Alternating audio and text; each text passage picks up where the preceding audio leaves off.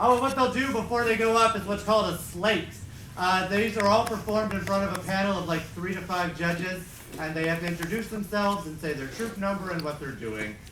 All right, Taylor, start us off. Hello, my name is Taylor Johnson. I am proud to represent Troop 7949, and these are my costume designs for Peter and the Starcatcher. It's pretty much just an origin story for Peter Pan. So these are it. This is Peter. I know he doesn't look like Peter Pan, but trust me, he is.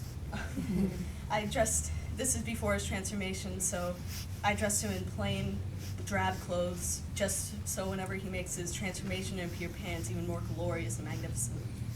I just chose a nice canvas, which would be found around the ship. They use it to make everything from clothes to sails, so they just put clothes on the child. And I used burlap for the vest and his pants that you'd just use whenever you're done with the potato sacks and such, just to use to make pants. And then just tablecloth, because he is basically going to be a slave for a king. So you'd want to patch up holes in his clothes to make him look somewhat presentable, I guess. So that is Peter. And here we have Molly Astor in stark contrast. She is the daughter of a lord, so she's going to be dressed more eloquently. She is the hero of the story. So she is probably the most real and most fantastic character in the play. She's a very tomboyish girl, so I dressed her in more just like nice little girly clothing, so whenever she does have her really great moments of heroism, it does shine more. I just chose some nice little luxurious fabrics like lace and cotton for her dress. And her locket, which is her only communication with her father. She uses it like a little portal thing that she talks to. It's her most valued possession, and you will never see her without that on. So that was Molly. Now this is Captain Black Stash. He is a Vermilion villain, and he wants you to know that. Now, historically, these coats that he wears is navy blue to blend in because it is the coat of a lord. But he wants you to see him from a mile away because he's a very bombastic person. And he wants to soak up the scene and every place that he's in. So I chose, he's also into luxurious stuff. He wants to look presentable and flashy and cool because he is cool. And so I chose just like a velvet, like a nice velvet for his coat.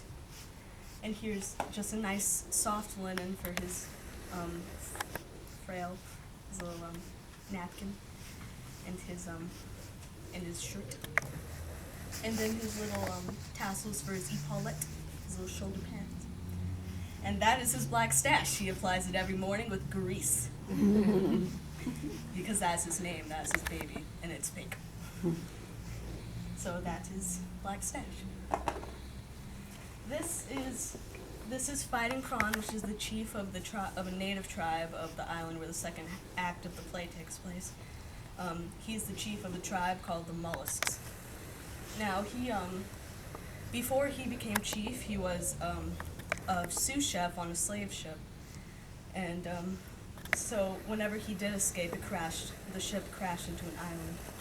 So he took the hat of his slave master and stuck a peacock feather in it, because what is more strutty and chief-like than a peacock?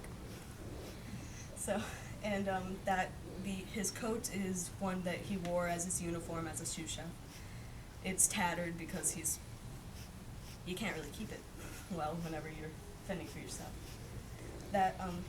I just used animal hide for his little skirt, his little pants.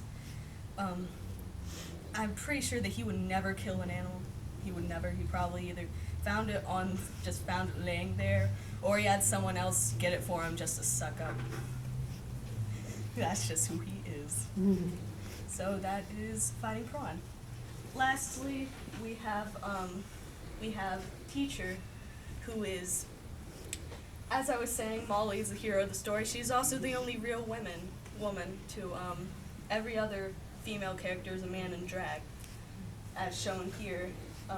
Teacher has this giant coconut bra to accentuate more of a curve, and a very frilly tail to accentuate, again, a figure.